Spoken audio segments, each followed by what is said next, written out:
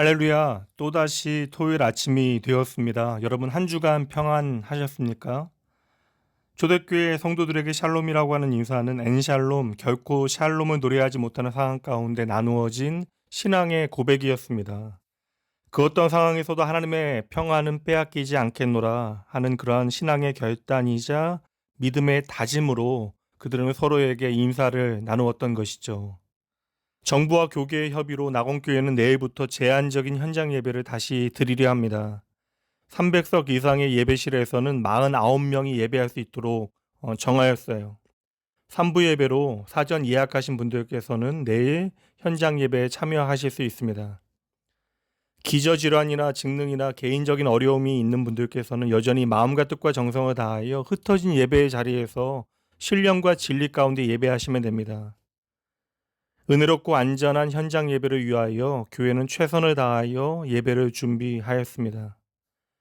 지역교회를 섬기는 목회자로 한국교회 안에 벌어지고 있는 여러 혼란스러운 상황들에 염려가 많습니다.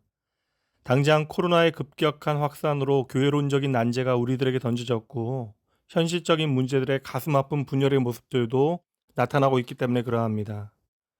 지난 8월 19일부터 강화된 거리두기로 현장 예배가 긴급 금지되어졌고 저 또한 그날로부터 교회에서 밤을 지낸 지 40일이 되어갑니다. 2020년은 교회에서 지낸 날이 반을 넘어가요. 목회자로 교회에서 말씀을 보고 교회와 성도를 위하여 기도할 수 있는 평생 갖지 못할 특별한 시간과 기회가 주어졌다는 사실에 감사하기도 하지만 앞으로 교회가 감당해야 될 여러 어려움들 까닭에 참으로 가슴 아프기도 합니다. 이 모든 시간들을 통하여 한국교회가 바른 진리로 개혁되어지고 새롭게 되어지는 놀라운 은혜의 기회들이 되어지길 기도하고 또 기도합니다. 성도 여러분, 단지 현장 예배를 드리느냐 마느냐 하는 신학적이며 지극히 현실적인 문제를 떠나 교회란 무엇이냐는 본질적인 질문에 우리는 먼저 분명한 답을 가져야 할 때입니다. 저는 포스트 코로나 시대의 교회는 더욱더 아날로그 공동체로 존재해야 한다고 믿습니다. 예수 그리스도의 상한 옆구리로부터 흘러나온 그 피로부터 시작되어진 주님의 교회는 그 처음 시작부터 아날로그 공동체였으며 앞으로도 그래야 합니다. 각자의 공간에서 온라인으로 우리는 마음을 다하여 집중하여 하나님을 예배할 수 있습니다. 그러나 성도의 교제는 디지털과 미디어로 연결되어지는 편리함 대신에 불편을 기꺼이 감수하는 수고를 통하여 우리 안에 깊어지는 것입니다. 물론 전염병이라고 하는 어찌할 수 없는 상황이긴 하지만 오늘은 앞으로도 반복되어질 수 있는 현실을 고려하며 예배에 대한 몇 가지 생각을 정리해 보도록 합니다. 코로나19라고 하는 현실 가운데 이제는 모든 교회가 온라인 예배로 전환되어졌습니다. 함께 모일 수 없는 현실 가운데 온라인 예배는 나름의 필요한 대안이 되어졌습니다. 학교가 수업을 온라인으로 전환하고 대학들도 강의실 참석 수업을 제한하고 있습니다. 한국의 대부분의 교단 역시 정부의 방역 지침에 협조하며 제한적 현장 예배와 온라인 예배를 함께 드려오다 이번 한 달 동안 모든 예배는 온라인 예배로 전환되어졌습니다. 당장 사회적 거리두기가 코로나19 바이러스의 확산을 막고 최소화할 수 있는 유일한 해결책으로 보이기 때문입니다. 그렇습니다. 지극히 비현실적인 비상의 상황 가운데 우리는 현재 온라인 예배를 드리고 있는 것입니다. 결코 온라인 예배는 편리성의 문제로 선택되어질 수 있는 것이 아닙니다. 그리고 당장의 현실적인 편리성은 오랫동안 훈련을 통하여 자리 잡은 예배자의 마음가짐과 태도를 어느새 내가 제대로 예배하지 않았던 때로 되돌려 놓을 수 있습니다. 그리고 무엇보다 우리는 예배의 주체가 내가 아니라 하나님이심을 기억해야 하는 것이죠.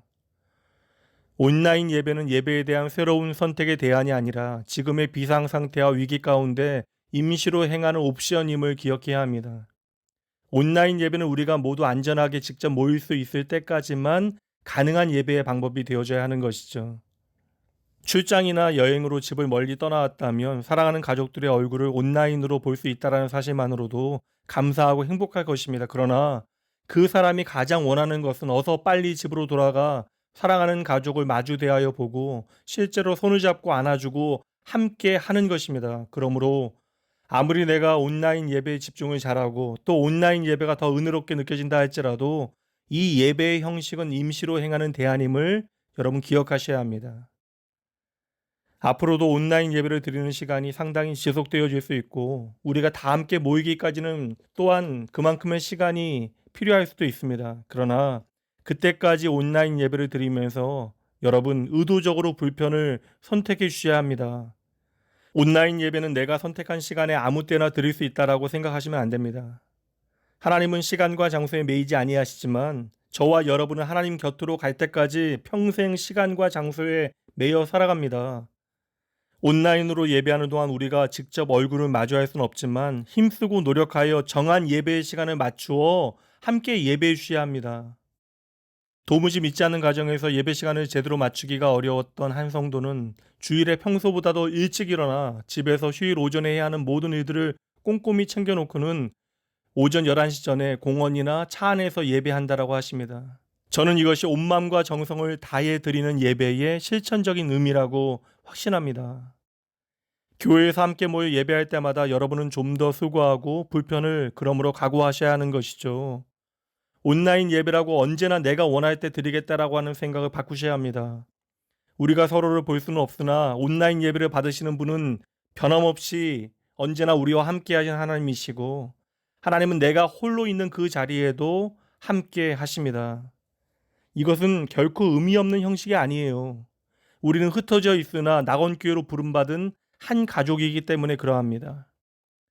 어쩔 수 없는 상황 가운데 따로 식사할 수는 있으나 가족이 언제나 따로 식사하는 것은 결코 정상이 아닙니다. 여러분 가능하면 노력하고 힘을 다해 정한 예배의 시간에 함께 예배하시기 바랍니다. 사도 요한은 마지막으로 교회와 제자들을 향하여 말씀합니다. 요한일서 4장 18절 말씀인데요. 사랑 안에 두려움이 없고 온전한 사랑이 두려움을 내어 쫓는다. 요한 사도는 두려움을 이기는 힘이 온전한 사랑이라고 말씀했는데 여기서 온전한이라고 하는 헬라어 단어가 텔레이아입니다.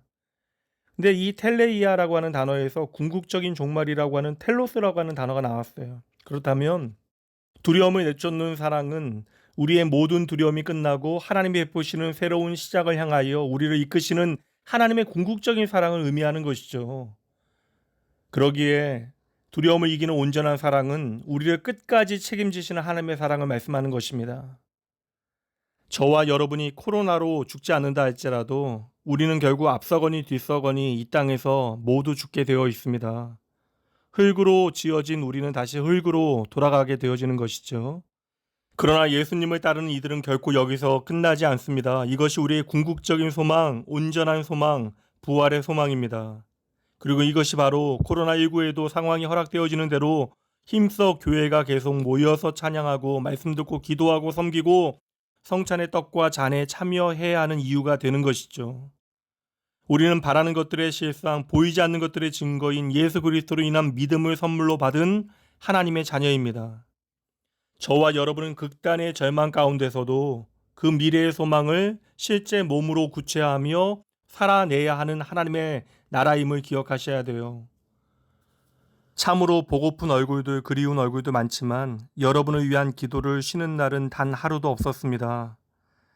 현재 상황 가운데 우리가 다 같이 한 공간에 모여 예배하게 되어질 때가 언제일지 당장 기약할 수 없다 할지라도 우리는 오늘 지혜롭고 책임감 있게 그리스도의 사랑을 내 삶으로 구체적으로 현실화해야 합니다. 그리고 우리가 떨어져 있는 그 자리에서 형제의 연합함과 사랑의 교제를 계속 감당해야 하는 것이죠. 여러분 잊지 마셔야 돼요. 여러분은 예수로 말미암아 낙원교회의 한 가족으로 부름 받았습니다.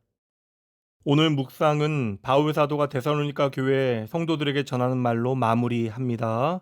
데살로니가 전서 2장 17절 말씀입니다. 형제들아, 우리가 잠시 너희를 떠난 것은 얼굴이요 마음이 아니니 너희 얼굴 보기를 열정으로 더욱 힘썼노라. 내일 기쁨으로 여러분 뵙겠습니다. 기도합니다. 하나님 아버지, 우리의 삶의 모든 순간 모든 것 오직 하나님의 은혜입니다. 이 아침 우리에게 주신 말씀을 통하여 오직 하나님만이 나의 유일한 믿음의 대상임을 깨닫게 하여 주시옵소서. 우리를 하나 되게 하신 하나님의 온전하신 사랑만을 이 시간 의지합니다. 오늘의 모든 두려움과 걱정을 나를 향한 하나님의 온전하신 사랑에 메어놓게 하여 주시옵소서. 아버지 하나님, 그 어떤 소망조차 없는 바로 그 순간 우리의 눈을 들어 나를 변화시키시는 하늘 아버지만을 바라보게 하시옵소서. 흩어져 홀로 예배하며 우리의 신앙이 얼마나 가벼운가를 다시 한번 확인하게 됩니다. 상한 갈 때 꺼져가는 등불과 같은 모습임에도 언제나 변함없으신 하나님의 은혜와 사랑 안에서 다시금 우리가 서 있어야 할 자리를 제대로 지킬 수 있도록 성령 하나님 친히 말씀으로 저희를 붙드시옵소서. 흩어져 예배하는 주의 자녀들을 붙드시어 더욱더 하나님의 임재를 경외하게 하시고 하나님의 동행을 사모하게 하시어 어느새 내 안에 깊어져 버린 모든 그릇된 불신앙을 내어버리게 하시옵소서. 오늘도 내 삶을 변화시키시기 위하여 찾아오시는 주님, 그 하나님께 나의 시선 맞추게 하시옵소서. 날마다 하나님을 더욱더 경험하기 원합니다. 우리의 예배가 회복되어지게 하시고 주의 몸된 교회를 향한 간절한 기도와 헌신이 깊어지게 하시옵소서.